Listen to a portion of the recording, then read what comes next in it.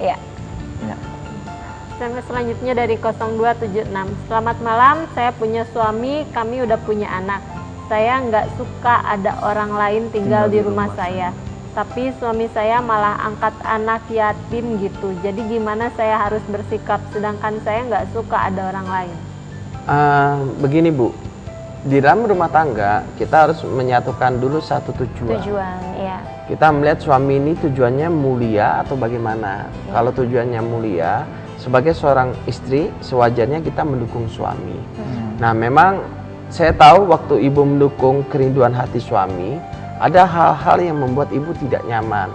Ya nggak apa-apa kalau misalkan ibu bisa diskusikan sama suami, Pak nggak apa-apa kita angkat anak, tapi bagaimana kalau anak itu kita tampung di satu tempat rumah yang berbeda, kita carikan pengasuh atau bagaimana, sehingga ibu dengan suami mempunyai panti asuhan misalkan begitu, atau gimana. Jadi saya rasa tujuan suami ibu sangat mulia ya. Iya. Dan tidak ada yang salah dengan mengangkat anak yatim. Tetapi kalau ibu merasa terganggu, ibu perlu komunikasi. Nah, ibu juga perlu cek kenapa kok ibu merasa terganggu dengan kehadirannya anak yatim gitu kan ya. Kenapa? Bukankah itu suatu tujuan yang mulia? Bisa saja karena ada sesuatu yang zona nyaman ibu yang ngerasa terganggu. Nah, zona nyamannya apakah itu urgent, apakah itu memang prinsip atau tidak? Nah, itu perlu banget didiskusikan sama suami ibu. Ya. Ya, SMS selanjutnya dari 3187.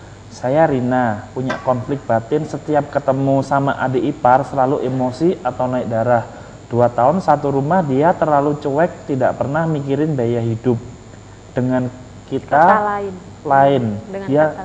dengan kata lain dia suka-suka. Dia juga penjudi. Satu hal lagi, dia pernah bilang bahwa dia tidak akan menegur saya seumur hidup karena saya menasihati.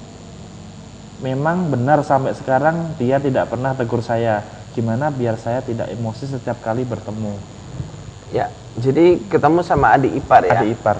Adik iparnya penjudi, cuek, tidak mikirin biaya hidup. Begini Bu, kalau itu adik ipar kita berarti kan dia kan sudah punya rumah tangga sendiri ya. Udah punya kehidupan. Sudah punya kehidupan sendiri. Segala resiko harus ditanggung oleh masing-masing rumah tangga.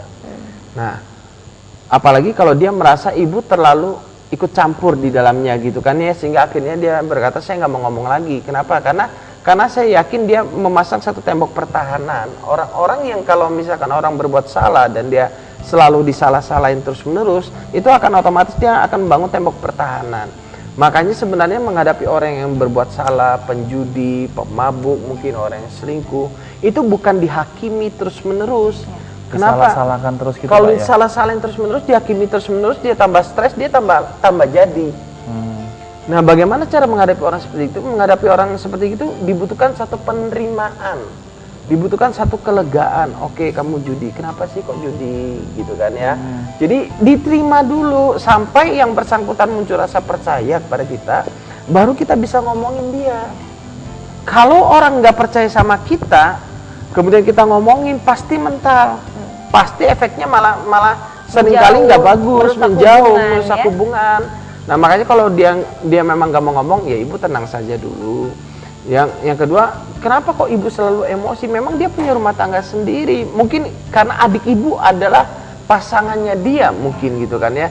Saya mengerti ibu merasa tidak terima, tapi adik ibu yang memilih dia.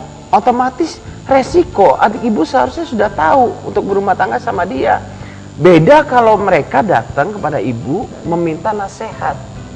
Kalau mereka datang pada ibu minta nasihat, ibu memberi nasihat, ya sudah, berikan sesuai dengan kemampuan ibu, gitu kan ya. Atau bisa jadi juga adik ipar ini adiknya suaminya mungkin, sehingga mengganggu perekonomiannya dia. Ya, bisa jadi juga. Jadi makanya perlu komunikasi, perlu kita memilah dulu. Tidak harus langsung. Gitu. Ya, mungkin kalau memang sampai mengganggu perekonomian, kita bisa ambil sikap tegas kalau dari kitanya untuk mungkin tidak mensupport sisi keuangannya seperti itu ya. Cuma bukan berarti kita tidak menerima dia sebagai adik ipar itu gitu. Jadi hubungan tetap harus dijaga meskipun mungkin kita juga tidak bisa memenuhi semua keinginannya. Begitu. Tapi komunikasikan dulu dan suami sebaiknya iya, kan. Betul gitu kan, sekali. ya. Untuk membuat keputusan-keputusan. Ya, selanjutnya dari 8163. Selamat malam, nama saya Lena. Saya menyukai seseorang yang berbeda agama dengan saya. Dan yang saya herani, dari dulu kok saya dekat sama seseorang itu selalu beda agamanya. Dan sekarang pun dekat sama yang beda agama. Saya harus bagaimana ya? Terima kasih. Ya. Ya, kenapa kok selalu gitu ya dari dulu ya? Itu mungkin lingkungan pergaulan, makanya lingkungan pergaulan itu sangat menentukan. Jadi sangat penting sebenarnya bagi kita untuk bergaul di lingkungan yang benar.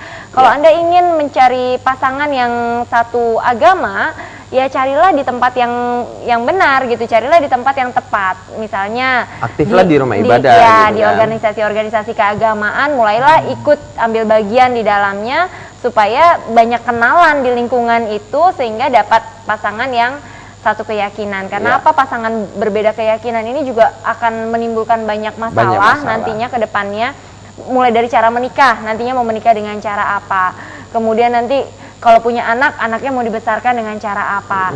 Keluarga juga tidak selamanya bisa berjalan dengan mulus. Kadang-kadang ada kalanya ada konflik suami istri, kemudian mau diselesaikan dengan cara apa. Agama masalah yang prinsip satu, lagi iya, kan. agama yang satu bisa memberi saran yang berbeda, agama yang lain bisa memberi saran yang berbeda. Malahan kompleks malah konfliknya jadi ya. masalah yang baru lagi mungkin gitu. Kalau menghadapi masalah pasti bingung. Ya, karena alangkah baiknya kalau satu ini kan enak ya. Jadi punya masalah bisa datang ke pemuka agamanya, sama-sama dapat nasihat yang sama sehingga bisa sama-sama berjalan di situ, nggak ada kebingungan. Tetapi kalau masing-masing berbeda ini akan banyak sekali konflik-konflik yang muncul seperti itu. Ya. Ya, sayang sekali waktu juga yang memisahkan pada malam hari ini. Mungkin di penghujung acara ini ada nilai yang mau disampaikan dari Bu Rita? Ya, sekali lagi saya mau ingatkan kepada pemirsa, juga mengingatkan pada diri saya sendiri bahwa seringkali yang kita anggap musuh di dalam hidup kita adalah orang lain. Padahal sebenarnya musuh terbesar di dalam kehidupan kita adalah bukan orang lain, bukan keberhasilan yang terbesar di dalam hidup kita adalah bukan ketika kita menang melawan orang lain, tetapi yang terutama adalah ketika kita berhasil mengalahkan nilai-nilai atau pola pikir yang salah di dalam diri kita sendiri. Ya, dari Pak Susilo. Yang pasti tidak ada masalah yang tidak bisa diselesaikan Ya. selama kita ada Tuhan dan bisa bereaksi dan benar. Pasti masalah selesai, Pak. Bisa. Pasti. Bisa dihadapi Karena semua, ya. Tuhan kan sumber segala-galanya, dia sumber pemecahan permasalahan, sumber kekuatan, jawaban, sumber pengharapan. Ya. Dan selama kita bereaksi dan benar dan mati mengikuti sesuai dengan apa yang Tuhan mau, maka masalah pasti selesai. Ya, terima kasih buat Bu Rita, Pak Susilo buat malam hari ini, buat nilai-nilainya, buat hatinya yang mau berbagi buat kita semuanya. Ya. Kami juga mengucapkan terima kasih banyak pada pemirsa yang telah setia menyaksikan siaran New Life ini dari awal hingga akhir. Dan kami mohon maaf karena tidak semua SMS yang Anda kirimkan kepada kami bacakan semua berhubung terbatasnya waktu. Namun, bila pemirsa masih tetap ingin mendapat jawaban secara langsung dari narasumber kami, Anda dapat menghubungi secara langsung melalui telepon di nomor yang sama, yaitu di 0819 081 74 kali 1. Ya, sesudah siaran ini pemirsa bisa menghubungi langsung, mungkin lebih enak ya, lewat telepon, mungkin dengan SMS mungkin jawabannya mungkin tidak bisa terbatas. Jadi pemirsa bisa langsung menelepon kepada narasumber kami di nomor yang sama, di nomor 0819 081 74 kali 1. Kami juga mengucapkan terima kasih buat kru Batam TV yang bertugas pada malam hari ini. Kami juga mohon maaf mungkin selama kami siaran ada sikap kami, ada tutur kata kami yang kurang berkenan di hati pemirsa. Tujuan dari acara ini supaya kehidupan kita menjadi lebih baik dan lebih bermakna.